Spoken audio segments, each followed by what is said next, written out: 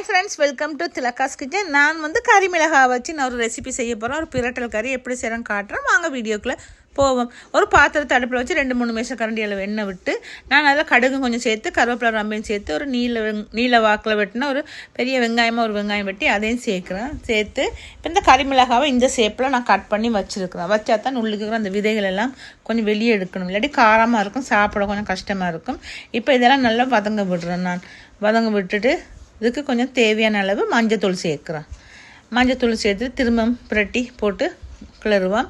கொஞ்சம் கறி மிளகாவும் வெங்காயமும் கொஞ்சம் வதங்கி கொண்டு வரட்டும். ரொம்பவும் குழஞ்சி களி மாதிரி போகக்கூடாது கறி மிளகாய். இப்போ இதுக்கு நான் தக்காளி பழம், ஒரு பெரிய தக்காளி பழமாக ஒரு தக்காளி பழம் கட் பண்ணி வச்சுருக்கேன். அதையும் அதுக்குள்ளே சேர்க்குறேன். சேர்த்தோன்னா அந்த தக்காளி பழத்தில் தண்ணி இருந்தோன்னா கொஞ்சம் கறி மிளகாய் இன்னும் கொஞ்சம் வதங்கும். இப்போ நான் இதுக்கு உருளைக்கிழங்கு ஒரு 1/4 கிலோ உருளைக்கிழங்கு, அதை நான் ஒரு 2 விசிலில் அவித்த உருளைக்கிழங்கு அதை இதில் சேர்க்க போகிறேன். இப்போ ரெண்டு விசிலில் தான் அவிய விட்டேன். இப்போ அது அவிஞ்சு முடிஞ்சுது. இப்போ இதை இதுக்குள்ளே சேர்க்குறேன். சேர்த்து இது ஒரு பிரட்டல் கறியாக தான் இருக்கும், டேஸ்ட்டாக இருக்கும் சாப்பிட. இதுக்கு கொஞ்சம் தேவையான அளவு உப்பு சேர்க்குறேன்.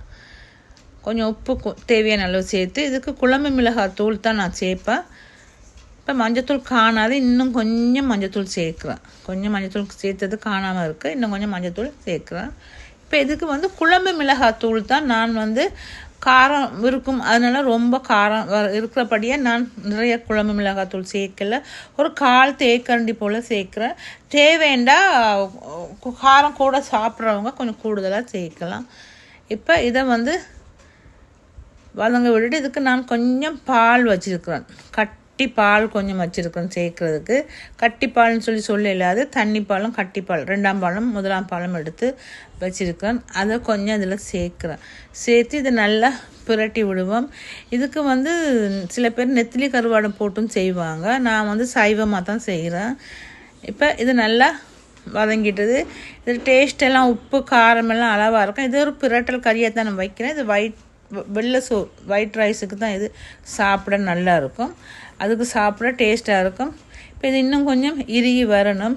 கொஞ்சம் தண்ணியெல்லாம் பாலெல்லாம் கொஞ்சம் வற்றி இறுக்கமாக வரணும். வந்தால் சாப்பிட்றதுக்கு நல்லா இருக்கும். இப்போ சரியான ஒரு பிரட்டல் கறி, சிம்பிளான ஒரு பிரட்டல் கறி, சரியான ஈஸியானது. நான் இந்த மாதிரி சின்ன வீடியோலாம், நான் சமையல் வீடியோலாம் நான் நிறைய போடுறேன். உங்கள் எல்லாத்துக்கும் பிடிச்சிருக்குன்னு நினைக்கிறேன். பிடிச்சிருந்தா நீங்களும் இதே மாதிரி செய்து பார்த்து நல்லா இருந்தால் எனக்கு லைக் பண்ணி ஷேர் பண்ணி சப்ஸ்கிரைப் பண்ணுங்கள்.